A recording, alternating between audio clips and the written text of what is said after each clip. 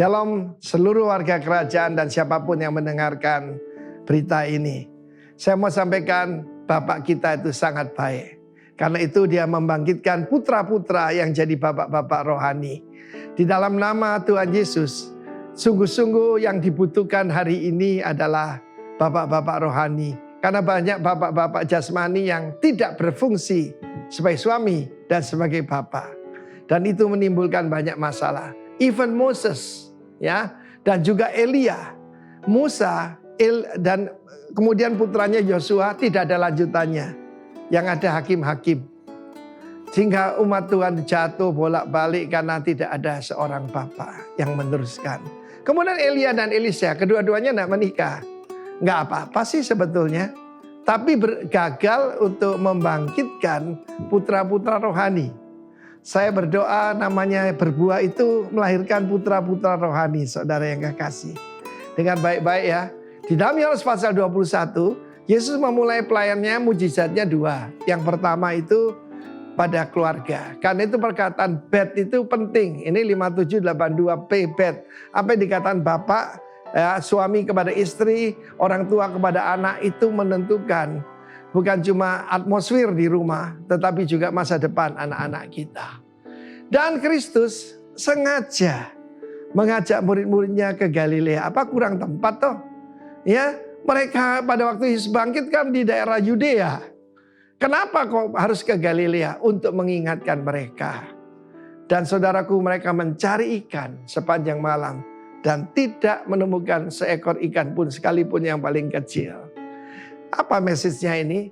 Di luar Kristus kita tidak bisa berbuat apa-apa. Saya di luar Tuhan, saya tidak bisa berbuat apa-apa.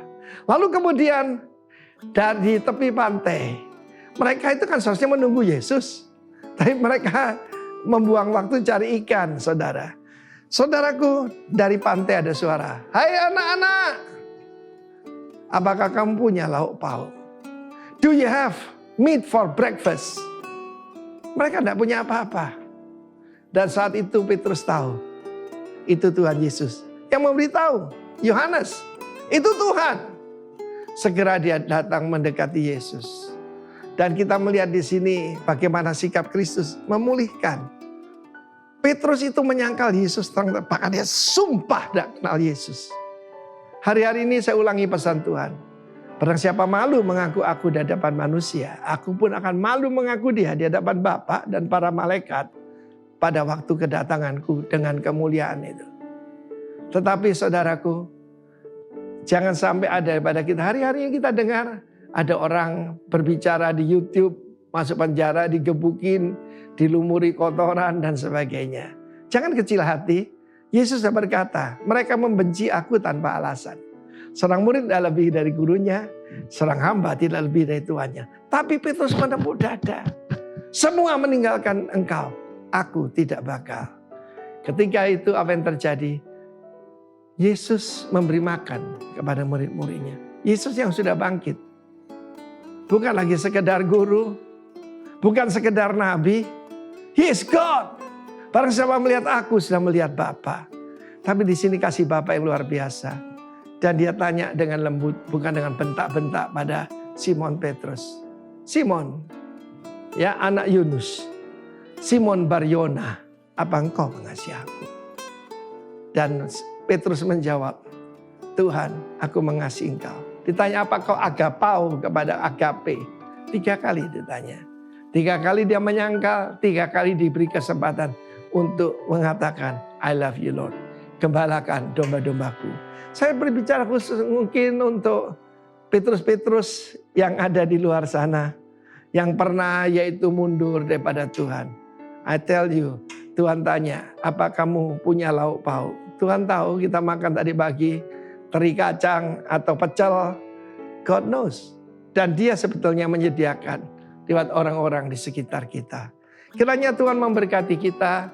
Dan saya mau sampaikan, sungguh Tuhan itu luar biasa. Sang putra mewakili sang bapa dan berkata, do you love me? Jawab, yes Lord, I love you. God bless you warga kerajaan. Amin. Shalom Church, senang sekali kita dapat berjumpa kembali secara online di ibadah online Rock Riverside Bali. Sebelum kita memulai ibadah kita pada hari ini, ada beberapa informasi untuk kalian semua, so check it out.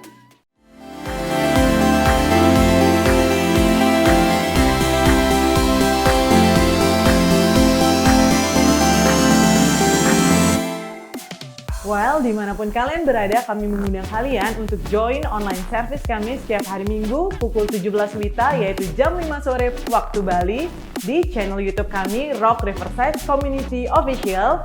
Dan jangan lupa untuk subscribe dan juga follow, baik itu channel YouTube dan akun Instagram kami untuk mengetahui berbagai informasi mengenai Rock Riverside.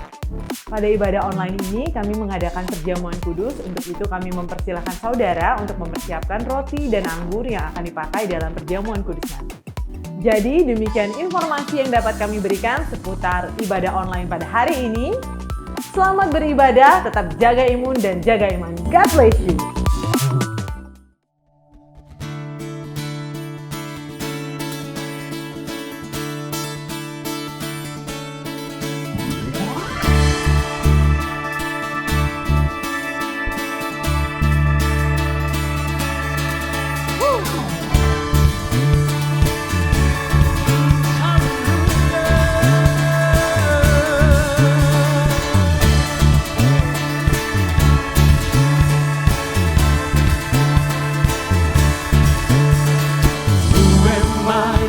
You are mindful of me, that you hear me when I call. Is it true that you are thinking of me, how you love me? It's amazing. Of God, I am a friend of God, I am a friend of God, He calls me friend. I am a friend of God, I am a friend of God, I am a friend of God, I am a friend of God, He calls me friend. Who am I that you are mindful of me, as you hear me when I call? Is it true? Yeah. Is it true that you are thinking of me, how you love me? How you love me? Yes, you are. It's amazing. It's amazing, it's amazing, it's amazing. I am a friend of God, I am a friend of God, I am a friend of God, He calls me friend. I am a friend of God, I am a friend of God. Woo! I am a friend of God. Yes, I am a friend of God. He calls me friend. God Almighty, Lord of glory, you have called me friend. Oh, oh, oh, oh. God Almighty, Lord of glory, you have called me friend. God Almighty,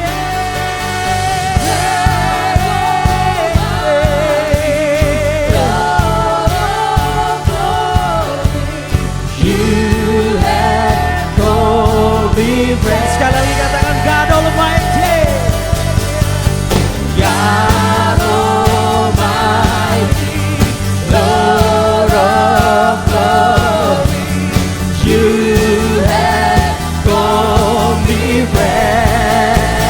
I am a friend of God, I am a friend of God, I am a friend of God, I am a friend of God. He calls me friend. I am a friend of God. I am a friend of God. I am a friend of God. He calls me friend. He calls me friend. He calls me friend. He calls me friend.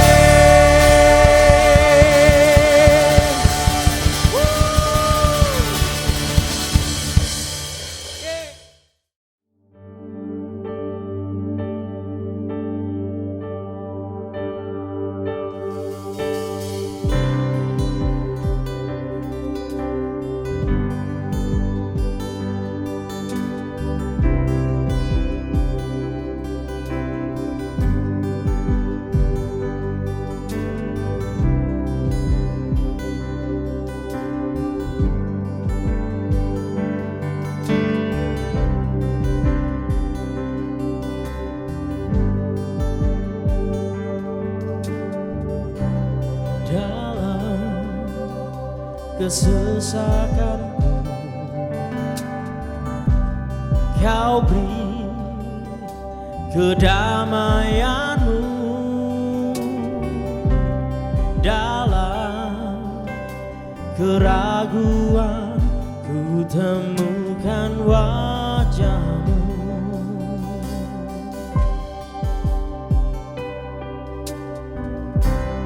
Karena pengorbananmu Kau jadikanku baru. Sungguh ku terkagum, amanku di dalammu Yesus. Kau membuatku sesuai rencanamu. Kau memegang setiap musim hidupku. Ku serahkan semua kekhawatiranku. Ku milikmu.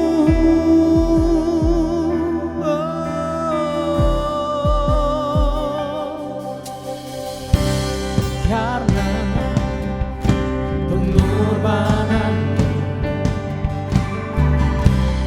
Kau jadikanku baru. Sungguh ku terkagum, amanku di dalammu Yesus. Kau membuatku sesuai rencanamu. Kau memegang setiap musim hidupku. Ku serahkan semua kekhawatiranku. Ku milikmu.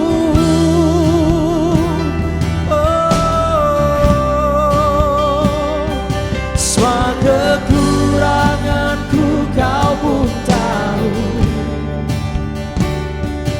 Tetap Kau pandang indah dalammu. Ku angkat tanganku dan berseru. Ku milikmu.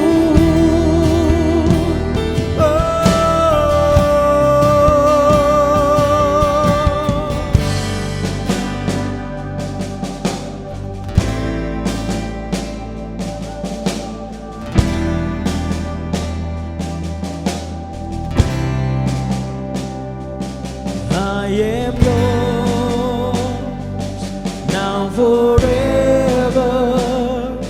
In your grace I surrender.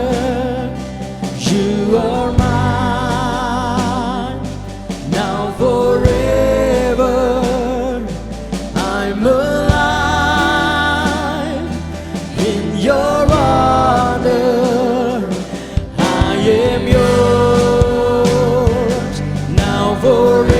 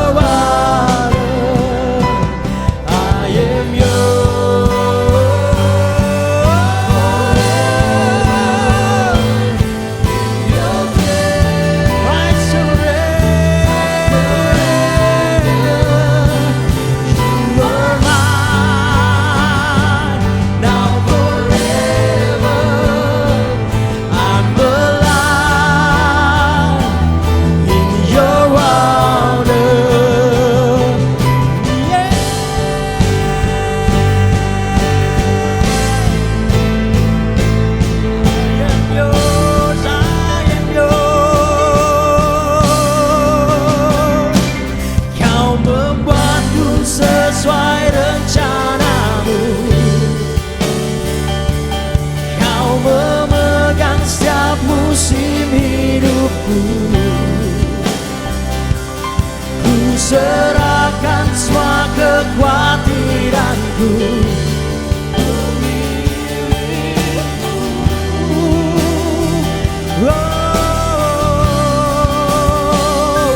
Semua kekuranganku kau pun tahu, Yesus. Tetap kau pandang indah dalamku. Ku angkat tanganku dan berseru, ku dirimu.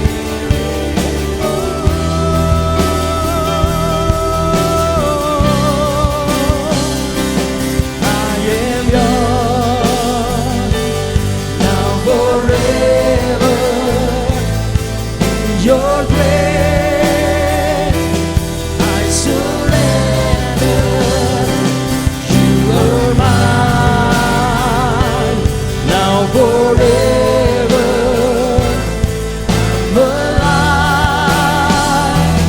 in your wonder. I am yours, now forever. In your grace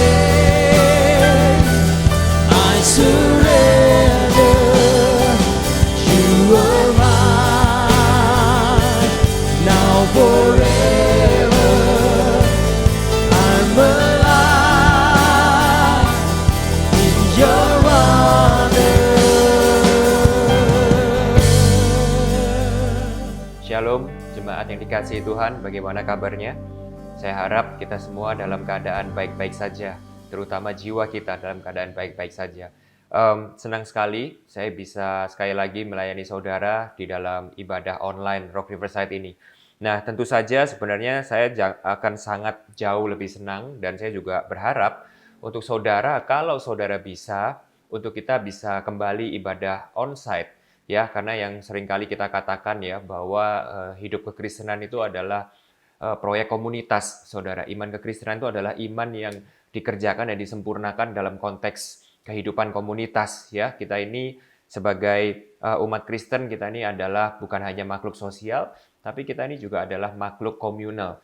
Ya, oleh sebab itu tidak ada yang bisa menggantikan untuk kita ini bisa secara face to face ya, hidup berkomunitas, bertemu dengan saudara seiman kita dan memuji, menyembah Tuhan, beribadah bersama-sama. Itu sangat diperlukan untuk pertumbuhan iman kita. Nggak peduli seberapa bagusnya ibadah online ya atau khotbah online yang saudara bisa nikmati, itu semua hanyalah sebuah pelengkap di dalam kehidupan rohanian kita yang pada esensinya adalah sebuah kehidupan komunitas. Nah, tapi saya tentu saja juga ingin menyapa semua teman-teman dan saudara-saudara yang lain yang mungkin menikmati ibadah online ini karena saudara, karena satu alasan tertentu belum bisa untuk kembali ke ibadah onsite, ataupun mungkin saudara adalah teman-teman atau rekan-rekan kami dari kota yang lain, ya, menikmati acara ini dari kota atau bahkan mungkin negara yang lain.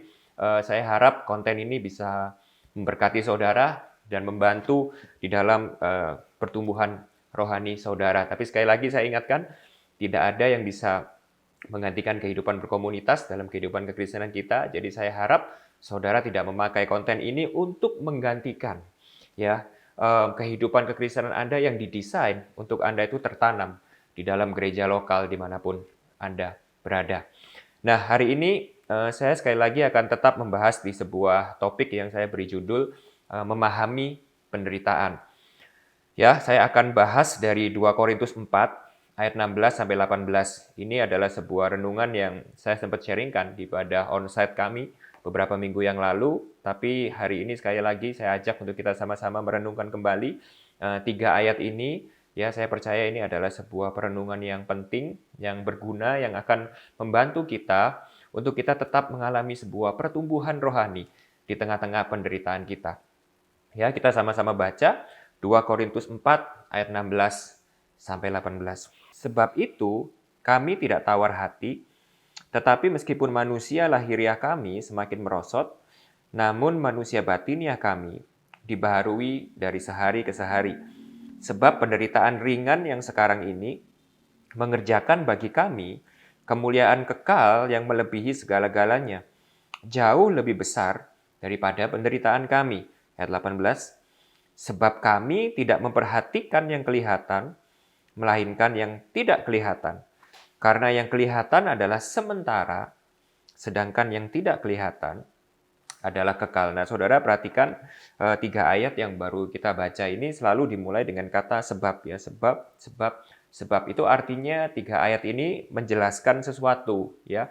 3 ayat ini tuh menjelaskan ada sebuah cause and effect gitu ya. Nah, apa yang dijelaskan oleh 3 ayat ini kita harus lihat di ayat sebelumnya. Nah, kalau saudara baca ya bagaimana Paulus itu memulai surat 2 Korintus ini, ya Paulus itu bercerita tentang pergumulan dan penderitaan yang begitu hebat yang dia alami di dalam pelayanannya.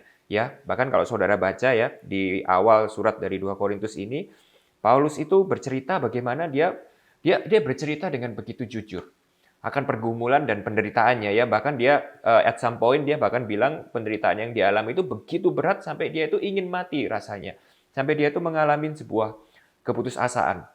Nah, pertama-tama saya ingin sekali lagi mengingatkan kepada kita bahwa penderitaan itu tidak pandang bulu, saudara. Ya, penderitaan itu dapat dialami oleh semua orang, baik orang yang percaya Tuhan maupun orang yang tidak percaya Tuhan. Ya, tidak peduli seberapapun level kerohanian kita.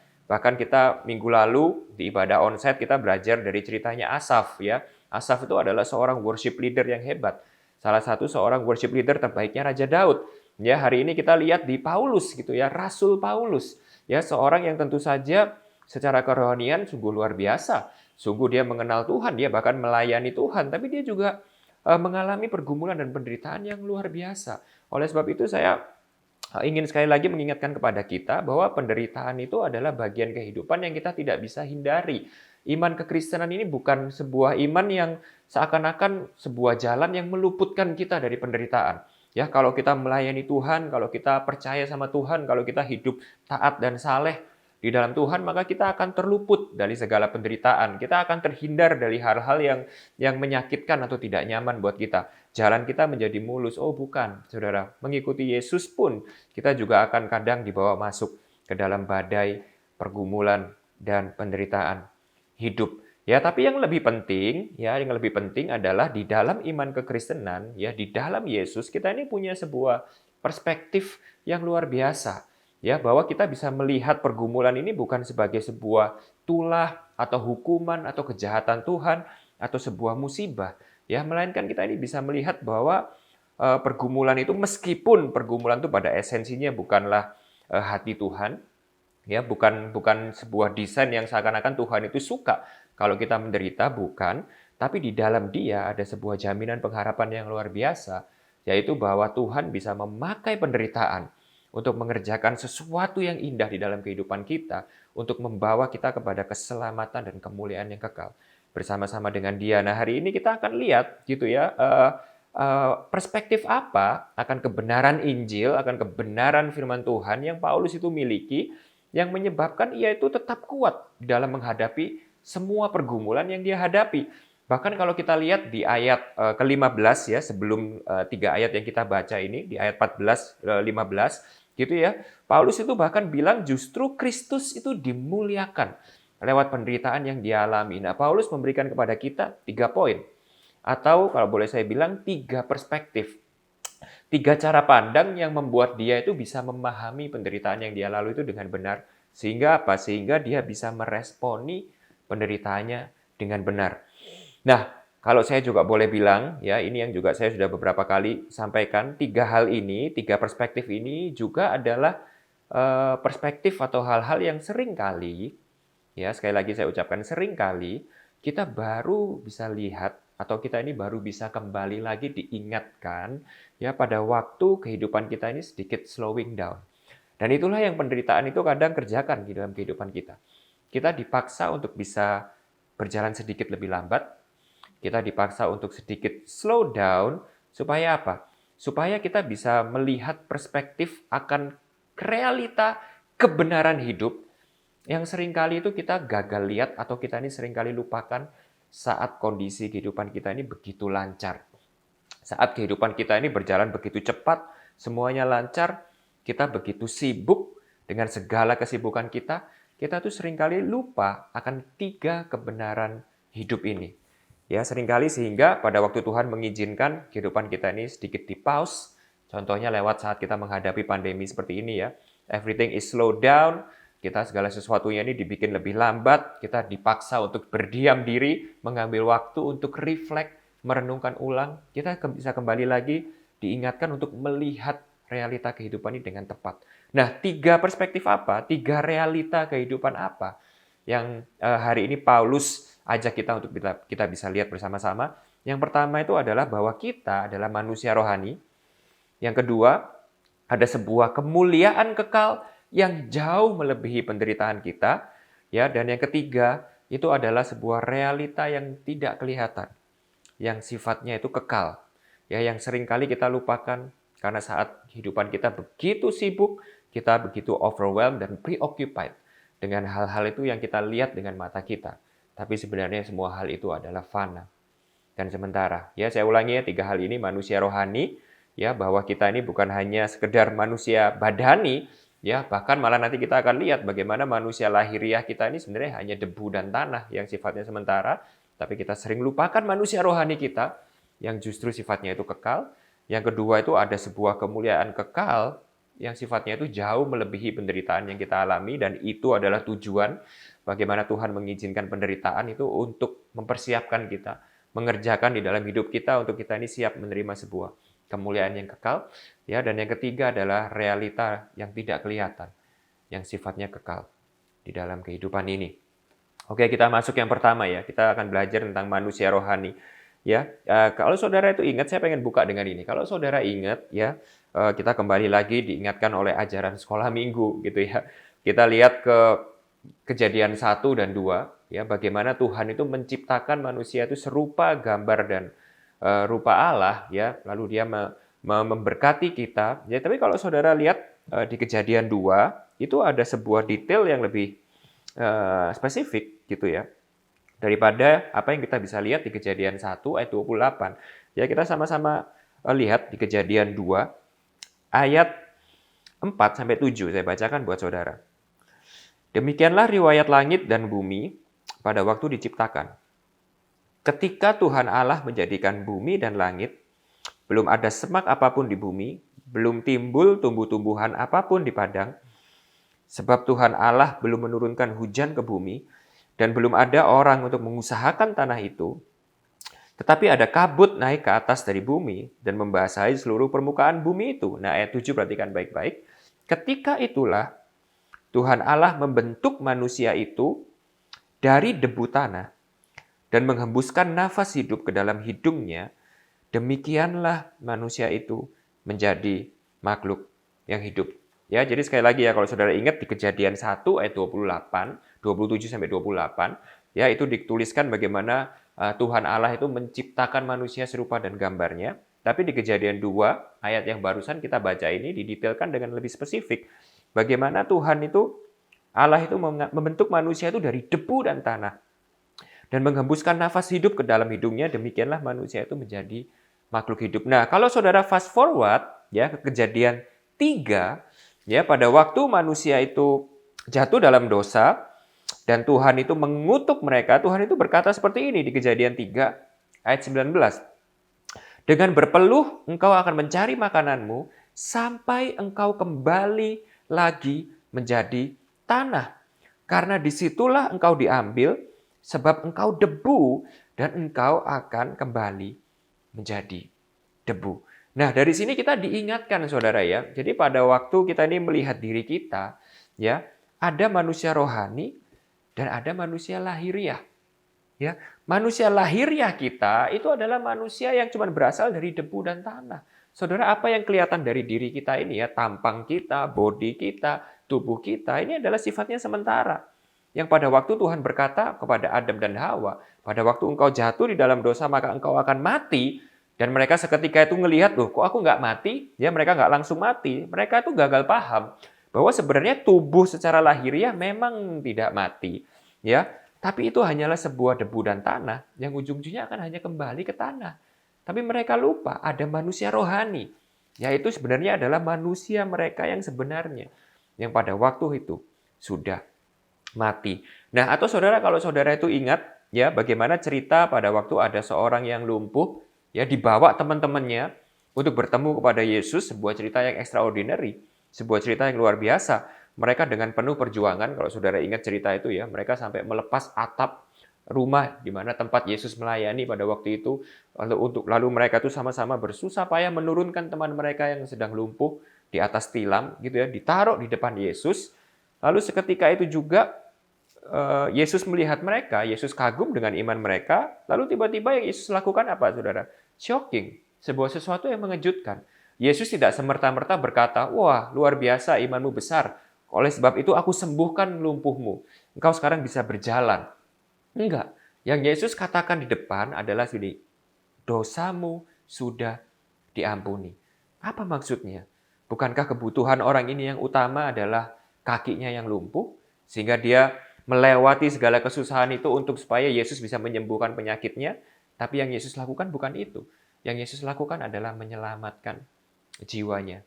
Sehingga artinya apa, saudara? Sehingga artinya Yesus pada waktu itu memberitahukan kepada kita ya bahwa masalah terbesar kita, ya isu terbesar kita, kehidupan kita yang sebenarnya itu bukanlah kehidupan badani yang kelihatan ini. Ini semua hanyalah debu dan tanah yang akan kembali kepada debu dan tanah.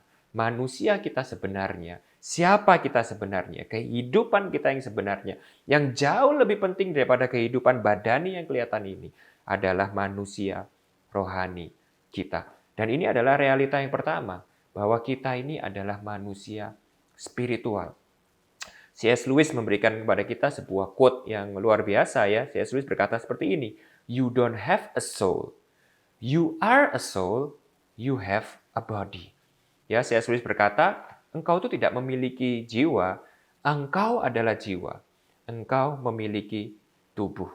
Ya, jadi ini adalah realita pertama yang kita harus ingat ya, dan kita nggak boleh gagal paham akan identitas kita, bahwa kita yang sebenarnya ini adalah bukan kita yang tampak ini, melainkan our inner man, spiritual man kita, manusia rohani kita. Nah, tapi pertanyaannya ini saudara, oke, kalau itu adalah realitanya, tapi bagaimana kita memperlakukan kehidupan kita sehari-hari? Bagaimana kita memperlakukan hidup ini pada waktu semuanya itu lancar? Saya yakin betul, saya percaya betul, dan ini termasuk saya. Ya, saya harus berkali-kali juga di hati saya dikalibrasi oleh Injil dan diingatkan akan kebenaran ini. Kita secara tendensi seringkali lebih fokus kepada apa yang badani, bukan?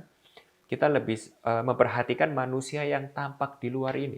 Kita lebih memperhatikan kebaikan jasmani kita lebih memperhatikan kesehatan jasmani kita lebih memperhatikan rupa atau keindahan atau kecantikan yang tampak di luar. Instagram mengajarkan kita itu, semua sosial media menanamkan pikiran itu untuk kita ini bisa memperbaiki dan mengupgrade dan mengimprove terus dengan apa yang kelihatan di luar.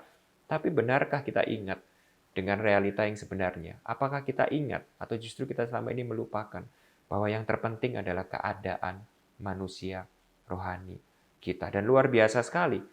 Pada waktu ini Paulus berkata seperti ini, di tengah-tengah penderitaan yang dia lewati, di tengah-tengah semua yang dia alami itu, dia bisa berkata bahwa sebab itu kami tidak tawar hati. Meskipun manusia lahiriah kami boleh semakin merosot, tetapi manusia batiniah kami semakin dibaharui dari sehari ke sehari. Nah ini saya harap kita bisa sekali lagi diingatkan ini ya. Saya harus akui jujur, kadang kita sebagai orang tua, ini contohnya saudara ya, saya kasih beberapa contoh. Kita sebagai orang tua ya kadang ya dalam kita memperhatikan anak kita, dalam kita membesarkan anak kita tanpa sadar kita juga lebih memperhatikan manusia badani anak kita, tapi kita lupa akan keselamatan dia yang sebenarnya, yaitu manusia rohani mereka. Contoh saudara ya, kita orang tua, pada waktu anak kita nggak bisa matematika, kita bingung cari guru matematika. Pada waktu anak kita nggak bisa bahasa Inggris ya, pada waktu teman-temannya di sekolah semua bahasa Inggrisnya lebih hebat dari mereka, kita bingung cari guru les bahasa Inggris. Ya, kita bingung cari guru les musik buat anak-anak kita. Kita bingung dengan prestasi akademi anak kita. Pada waktu kita membesarkan anak kita begitu concern akan apakah anak kita nanti jadi orang. Ya, apakah anak kita bisa sukses dalam kehidupan ini, dan jujur, sukses definisinya adalah mereka punya karir yang hebat, mereka punya ekonomi yang hebat, Mereka bisa menikahi suami atau istri yang luar biasa sehingga mereka bisa menjadi orang yang hebat dan sukses. Tapi berapa banyak di antara kita ya yang memperhatikan dan bingung akan kerohanian anak kita? Berapa ada orang tua di tempat ini yang bingung anaknya itu mengenal Tuhan dengan benar apa tidak? Berapa banyak orang tua di tempat ini yang bingung dalam mencarikan bukan guru les, tapi spiritual mentor, guru rohani, kakak-kakak atau pembina rohani bagi anak-anaknya. Berapa banyak saudara? Nah itu seringkali yang tadi saya bilang kita gagal paham akan kehidupan ini. Ya akan saya tutup bagian yang pertama ini dengan statement dari Yesus. Ya Yesus berkata di Matius 16 ayat 26. Apa gunanya seseorang memperoleh seluruh dunia tetapi kehilangan nyawanya? Dan apakah yang dapat diberikannya sebagai ganti nyawanya? Atau saya juga suka versi TSI-nya ya. Ya ini lebih tajam gitu ya. Kita sama-sama lihat di versi TSI-nya. Coba pikir, apa gunanya kamu menjadi kaya sampai memiliki semua harta di dunia kalau kamu tidak memiliki hidup untuk selama-lamanya? Karena harta apapun tidak bisa membeli hidup untuk selama-lamanya. Wow, sebuah reminder yang luar biasa untuk kita hari ini. Lalu yang kedua, kita lihat di ayat 17. Ya, ayat 17 berkata seperti ini, sebab penderitaan ringan yang sekarang ini mengerjakan bagi kami kemuliaan kekal yang melebihi segala-galanya. Jauh lebih besar daripada penderitaan kami. Jadi Paulus membandingkan penderitaan yang dialami hari ini, meskipun penderitaan itu sama sekali nggak ringan, saudara ya. Tadi saya sudah bilang di awal khotbah saya, yaitu kalau saudara baca di awal surat 2 Korintus ini, Paulus bilang penderitaan yang dialami itu berat, menyakitkan, real, pergumulannya itu real. Bahkan dia sempat merasa hopeless, dia sempat merasa putus asa, bahkan dia merasa to the point sampai dia pengen mati. Jadi penderitaannya sebenarnya sama sekali nggak ringan, tapi sangat ringan kalau dibandingkan dengan kemuliaan kekal yang menanti dia di balik semua penderitaan ini. Nah, kalau saudara itu lihat, perhatikan yang kata yang sangat penting yang saudara itu harus perhatikan, itu adalah kata mengerjakan. Jangan miss kata ini, saudara ya. Sebab penderitaan ringan yang sekarang ini mengerjakan bagi kami kemuliaan yang kekal. Ya, kata mengerjakan di situ dalam bahasa aslinya artinya prepare. Ya, jadi penderitaan yang kita alami sekarang ini justru sedang mengerjakan atau mempersiapkan kita untuk menerima kemuliaan kekal yang jauh lebih besar dari segala proses atau pergumulan yang kita alami. Nah, jadi di sini Paulus tuh benar-benar sadar dan mengerti betul tentang definisi dari doktrin sanctification. Ya, saudara ingat itu ya, bahwa kita ini setelah kita dibenarkan di dalam Kristus, ya, justification, setelah itu kita harus melewati proses sanctification. Kita harus dimurnikan, dikuduskan, ya, disucikan sebelum kita ini masuk dalam tahap berikutnya, yaitu glorification. Kita bisa menerima kepenuhan dari segala kemuliaan Allah di dalam kita. Nah, jadi kita di poin yang kedua ini kita harus paham bahwa suffering is a sanctification tool to prepare us for the fullness of God's glory. Ya, kita harus paham bahwa penderitaan ini adalah sebuah alat pemurnian, pengudusan untuk mempersiapkan kita menerima kepenuhan daripada kemuliaan janji Allah dalam kehidupan kita. Nah, jadi orang-orang yang mengerti Injil akan sadar betul bahwa penderitaan itu bukan tulah, saudara, bukan kutukan, bukan hukuman, bukan kejahatan Tuhan, bukan sebuah musibah atau sebuah hal random yang kesialan gitu ya. Yang kita ini timpa sehingga kita ini harus ratapi atau itu kita harus sesali gitu, bukan. Melainkan orang yang mengerti Injil sadar betul bahwa penderitaan ini adalah bentuk kasih Tuhan yang mendidik kita, menuntun kita, dan memurnikan kita. Nah, ada sebuah ayat yang sangat terkenal ya, yaitu di Roma 8 ayat 28 sampai 31 itu berkata seperti ini. Yang tentu saja kita semua suka banget dengan ayat ini, tapi hari ini kita akan diingatkan kembali akan arti ayat ini sebenarnya. Kita tahu sekarang bahwa Allah turut bekerja di dalam segala sesuatu untuk mendatangkan kebaikan bagi mereka yang mengasihi Dia, yaitu bagi mereka yang terpanggil sesuai dengan rencana Allah. Ayat 29, sebab semua orang yang dipilihnya dari semula, mereka juga ditentukannya dari semula untuk menjadi serupa dengan gambaran anaknya, supaya ia, anaknya itu, menjadi yang sulung di antara banyak saudara. Dan mereka yang ditentukannya dari semula, mereka itu juga dipanggilnya. Dan mereka yang dipanggilnya, mereka itu juga dibenarkannya. Dan mereka yang dibenarkannya, mereka itu juga dimuliakannya. Saudara bisa lihat ini ya. Jadi Roma 8 ayat 28 ini ya saudara ya. Kita tahu sekarang bahwa Allah turut bekerja dalam segala sesuatu untuk mendatangkan kebaikan bagi kita. Ini konteksnya harus kita pahami bukan dengan seperti ini ya. Dulu saya punya pemikiran tuh seperti ini ya tentang ayat ini. Dan saya rasa banyak dari kita yang juga punya pemikiran yang seperti ini. Yang menurut saya nggak 100% keliru tapi sangat dangkal saudara pengertian ini ya. Kita semua tuh pernah punya pemikiran yang kayak gini. Misalnya saya mau naik pesawat ya saudara ya. Lalu tiba-tiba pesawat saya tuh di delay gitu ya saudara ya. Pesawat saya tuh di delay. Bukan saudara. Seperti ini misalnya gitu. Saya ini pengen naik pesawat ya, lalu tiba-tiba something happen gitu ya. Pada waktu saya on the way ke airport, saya mengalami sebuah macet yang luar biasa, misalnya seperti itu ya. Lalu tiba-tiba ban mobil saya kempes, ya sehingga saya itu mengalami keterlambatan yang luar biasa, sehingga saya terlambat dan saya nggak bisa naik ke pesawat itu, gitu ya. Lalu tiba-tiba pada waktu itu saya marah kan sama Tuhan. Waduh, kenapa kok bisa diizinkan kena macet? Kenapa kok bisa diizinkan ban mobil kempes, misalnya seperti itu? Kenapa diizinkan bisa terlambat sehingga akhirnya saya miss the flight gitu ya. Lalu pada waktu saya marah seperti itu, tiba-tiba saya lihat di berita bahwa pesawat itu jatuh, misalnya seperti itu ya, mengalami kecelakaan. Lalu saya bilang sama Tuhan, waduh Tuhan luar biasa. Ternyata diizinkan tadi itu kena macet, diizinkan ban mobil saya itu kempes, diizinkan saya itu terlambat. Itu semua untuk mendatangkan kebaikan, yaitu saya terluput daripada kecelakaan itu. Itu sebuah pengertian yang kurang tepat gitu ya saudara akan ayat ini.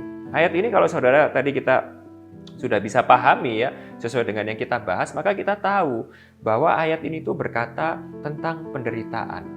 Ya, bahwa ayat ini tuh berkata bahwa kalau kita ini diizinkan mengalami pergumulan dan penderitaan hidup, ya, kita sebagai umat yang mengerti Injil, umat yang percaya Allah dan umat yang mengenal dan merasakan kasih Allah, maka kita tidak bisa melihat penderitaan itu sama dengan perspektif orang di luar sana. Ya, yang melihat penderitaan itu sebagai sesuatu yang sial, sesuatu yang buruk, sesuatu yang Tuhan itu jahat, Tuhan itu gak adil, bukan. Tapi kita bisa melihat bahwa itu semua itu adalah sebuah kebaikan yang Tuhan kerjakan di dalam diri kita untuk mengerjakan keselamatannya di dalam diri kita, menyempurnakan kehendaknya di dalam diri kita. Kita sebagai umat yang diselamatkan, dipanggilnya, kita harus mengalami sanctification. Dan itu seringkali dikerjakan lewat penderitaan dan pergumulan. Yang tujuannya apa? Untuk mempersiapkan kita kepada kemuliaan. Ya, mungkin saudara yang juga hadir di ibadah onsite minggu lalu, ya saudara mungkin juga mendengar bagaimana saya sharing tentang cerita Asaf. Ya, kita belajar dari cerita Asaf minggu lalu. Gitu ya, bagaimana Asaf itu juga awalnya kecewa. Ya, kita belajar dari Mazmur 73, ya, Asaf itu begitu kecewa sama Tuhan, melihat dia itu yang nasibnya lebih buruk dibandingkan orang-orang yang hidup di luar Tuhan. Ya, dia melihat orang-orang fasik yang begitu sukses, begitu makmur, ya, padahal mereka tuh hidup begitu jahat, begitu sombong, mereka menghujat Tuhan, tapi hidup mereka tuh begitu terhindar dari kemalangan. Ya, lalu Asaf itu mulai komplain sama Tuhan. Lalu dia berkata sama Tuhan, sedangkan hidupku ini seperti kena tulah, seperti kena hukuman tiap hari, sehingga sia-sia aku ini hidup benar, sia-sia aku hidup kudus. Ya, dan bagaimana kita belajar minggu lalu dari cerita Asaf, pada waktu Asaf itu membawa pergumulannya kepada Tuhan, dan Tuhan memberikan kepada dia sebuah pemahaman, pengertian, sehingga akhirnya dia di situ bertobat, sehingga di situ akhirnya dia menyadari kebodohannya, dia menyadari akan kedunguannya. Dia berkata apa saudara? Yang tadinya itu, wah tulah, hukuman Tuhan, Tuhan jahat, Tuhan tidak adil. Tiba-tiba Asaf itu bisa punya sebuah perspektif change gitu ya, sebuah paradigm shift. Dia tiba-tiba bisa melihat pergumulan itu sebagai tangan Tuhan yang menyelamatkan dia. Dia bisa melihat pergumulan yang dia lalui itu sebagai tangan Tuhan yang menuntun dia, tangan Tuhan yang mengangkat dia kepada kemuliaan. Situasinya tetap loh saudara, pergumulannya tetap, situasinya tetap, Tuhannya tetap, semuanya tetap. Tapi Asaf bisa memiliki sebuah perspektif yang baru, yang benar. Dia akhirnya menyadari bahwa penderitaan dan pergumulan yang Tuhan izinkan terjadi di dalam hidupnya itu adalah alat yang Tuhan itu pakai untuk mendatangkan keselamatan di dalam hidupnya, untuk mengerjakan sesuatu yang baik di dalam hidupnya, untuk mengkalibrasi hidupnya yang mungkin keliru, untuk mengkalibrasi hatinya yang mungkin serong, untuk meluruskan hal-hal di dalam jalan pemikirannya yang keliru, untuk menuntun dia, menyelamatkan dia, dan membawa dia kepada kemuliaan. Nah, itu yang saya harap kita bisa lihat ya, bagaimana kita melihat penderitaan dan pergumulan yang kita alami hari-hari ini. Ya, mungkin ada di antara saudara yang mengalami pergumulan begitu berat.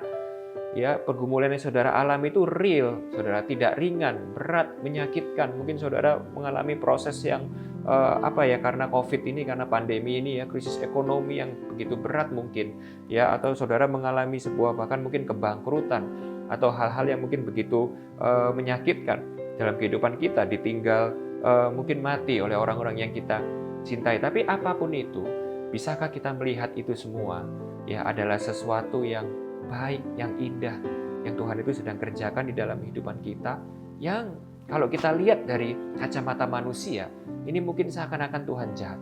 Tapi saat kita lihat itu dari sisi Injil, maka kita bisa melihat bahwa ini adalah sesuatu yang Tuhan sedang kerjakan, yang orientasinya itu sifatnya adalah kekal, kemuliaan kekal, yang nilainya itu jauh melebihi dengan apa yang sedang kita hadapi sekarang. Ya, lalu saya tutup dengan yang ketiga, ya, realita atau perspektif yang ketiga, yaitu realita yang tidak kelihatan. Ya, ayat 18, Paulus berkata seperti ini, sebab kami tidak memperhatikan yang kelihatan, melainkan yang tidak kelihatan. Karena yang kelihatan adalah sementara, sedangkan yang tak kelihatan adalah kekal. Ya, bahwa segala sesuatu yang kelihatan di dunia ini adalah sementara sifatnya, saudara. Dan saya harapkan, ya, saya percaya betul, ya, COVID dan segala bencana, kekacauan, atau yang paling simpel sebenarnya, saudara, kita nggak bisa pungkiri, yaitu adalah kematian, ya kan? Kita mungkin boleh bisa lepas dari COVID, ya, mungkin kita bisa menghindari COVID. Mungkin ada di antara saudara di sini yang mungkin, aku luput dari COVID. Aku nggak kena COVID, ya, tapi nggak ada satupun di antara kita yang bisa luput dari yang namanya kematian, saudara. Itu adalah sebuah bukti yang paling simpel yang menunjukkan kepada kita bahwa dunia ini adalah sementara. Segala sesuatu di dalam dunia ini nggak peduli betapa hebatnya, bagusnya, enaknya, indahnya, segala sesuatunya dalam dunia ini adalah sementara. Nah, jadi pertanyaannya adalah ini, kalau segala sesuatu yang kita bisa lihat ini adalah sementara, ya, nah, hal apa yang sering kita ini lebih perhatikan di dalam hidup ini? Hal apa itu yang kita ini lebih curahkan segala energi, waktu, perhatian kita, ya, di dalam kehidupan kita sehari-hari? Apakah kita habiskan semua waktu, energi, dan perhatian kita untuk mengejar hal-hal yang sementara? Ya, meskipun mungkin hal-hal itu kelihatan baik, kelihatan hebat, kelihatan enak, atau kita sudah menyadari dan mengejar hal-hal itu yang mungkin nggak kelihatan, tapi sifatnya itu kekal. Nah, itu aja perenungan kita hari ini. Semoga bisa menjadi sebuah reminder yang berharga dan perenungan yang berharga bagi hidup kita, khususnya di dalam kita melewati musim yang unik ini. Mari kita sama-sama berdoa. Tuhan Yesus, kami berterima kasih Tuhan atas firman-Mu, terima kasih buat Injil-Mu. Sekali lagi Engkau menggunakan firman-Mu di dalam kehidupan kami untuk mengkalibrasi hati kami, menata ulang kehidupan kami, meluruskan kembali paradigma dan perspektif kami Tuhan. Sehingga kami percaya firman-Mu itu yang akan menuntun kami, membimbing kami, untuk kami bisa menavigasi hidup ini dengan benar Tuhan, sesuai dengan kehendak-Mu. Sehingga di tengah-tengah penderitaan yang kami lewati hari-hari ini, sebuah musim yang unik ini, penuh tantangan ini, kami bisa menghadapinya dengan penuh kekuatan dan pengharapan. Bukan karena emosi atau motivasi perasaan kami, tapi karena kami punya perspektif yang benar, realita yang benar akan kehidupan ini Tuhan. bahwa penderitaan yang kami hadapi semuanya ini tidak ada bandingannya dengan kemuliaan kekal yang sedang menunggu kami. Dan bahwa semua penderitaan yang kami alami ini, pergumulan yang kami boleh alami ini semuanya adalah sebuah pekerjaan baik yang Kau sedang kerjakan dalam kehidupan kami untuk mempersiapkan sesuatu yang jauh lebih mulia, jauh lebih kekal di dalam kehidupan kami. Terima kasih sekali lagi atas firman-Mu. Nama-Mu dimuliakan dalam kehidupan kami. Di dalam nama-Mu kami berdoa dan mengucap syukur. Amin. Sekarang saya ajak untuk saudara bersama-sama bisa mempersiapkan perjamuan kudus. Ya, mungkin saudara bisa mempersiapkan roti ataupun sejenisnya yang bisa saudara pakai untuk perjamuan kudus maupun juga minuman anggur. Ya, saya himbau untuk saudara benar-benar mempersiapkan hati, mempersiapkan situasi di rumah saudara supaya kita bisa sama-sama melaksanakan perjamuan kudus ini dengan benar, dengan kusuk, dengan kudus, saudara ya. Kita sama-sama juga lakukan ini secara komunal, ya, karena itu namanya adalah Holy Communion. Ya, oleh sebab itu juga kalau saudara sedang menikmati saluran online ini dengan keluarga saudara bisa sama-sama berkumpul bersama di ruang keluarga ataupun dimanapun Anda berada untuk kita sama-sama lakukan perjamuan kudus ini. Ya, kita sama-sama siapkan roti, kita angkat roti di tangan kanan kita. Ya, roti ini mengingatkan kita akan tubuh Kristus yang terpecah bagi kita. Ya, Tuhan yang menderita bagi kita. Tuhan yang mengalami pergumulan dan penderitaan sebagai seorang pribadi yang suci, yang kudus, tidak bercela, tidak bercacat.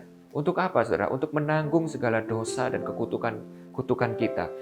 Kita yang seharusnya mengalami penderitaan yang jauh lebih besar daripada penderitaan yang kita alami saat ini, yaitu penderitaan apa? Penderitaan yang seharusnya kita alami yang terbesar adalah hukuman Tuhan atas dosa.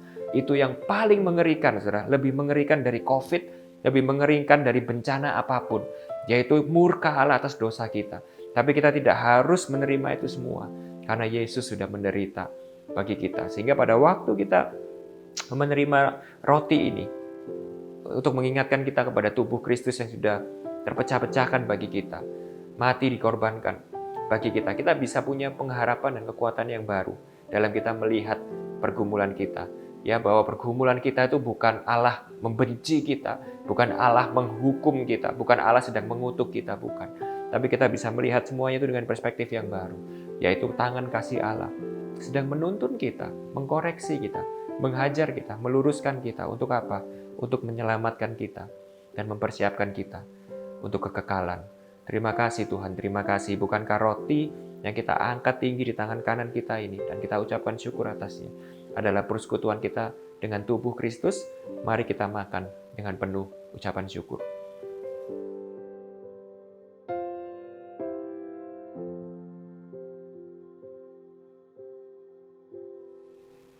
Lalu kita angkat cawan tinggi di tangan kanan kita.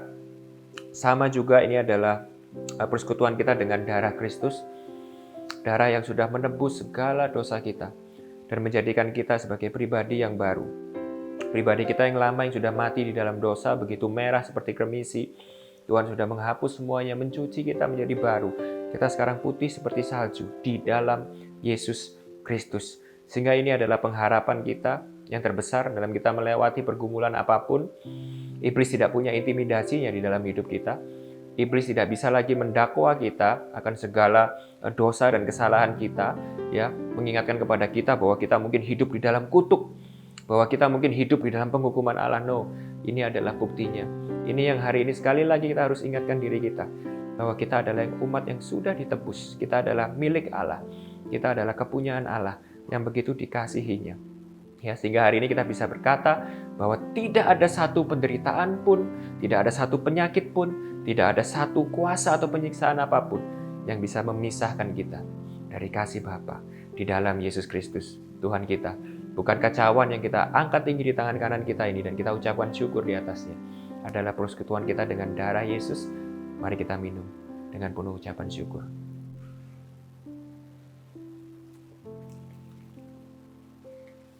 Tuhan Yesus memberkati.